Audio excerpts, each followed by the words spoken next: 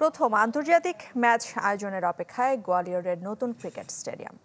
প্রথম বিদেশি দল হিসেবে পা রেখেছে বাংলাদেশ, সেই সাথে করেছে অনুশীলনও। তবে নতুন স্টেডিয়ামের উইকেট কেমন হবে তা নিয়ে কিছুটা ধোঁয়াশায় টিম ম্যানেজমেন্ট। গোয়ালিয়র থেকে আশিক রুদ্র রিপোর্ট।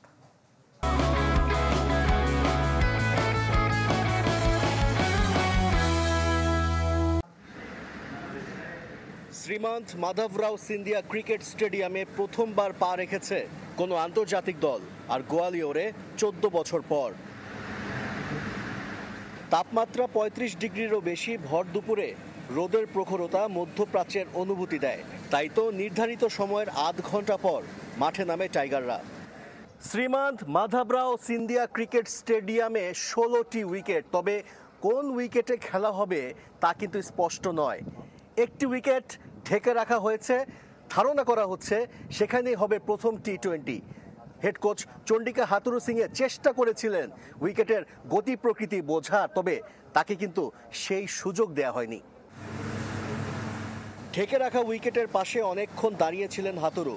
কেমন আচরণ করতে পারে তার কোনো ধারণা পেলেন না। নিক পোথাসকে পাশে পেয়ে ঝাড়লেন হতাশা।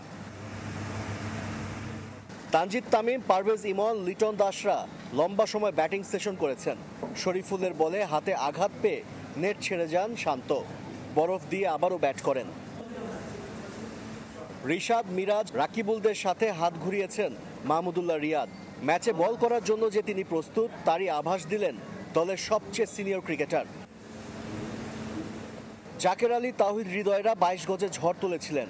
শেষ দিকে তাসকিন, শরীফুলরাও ব্যাট হাতে নিজেদের ঝালিয়ে নিয়েছেন।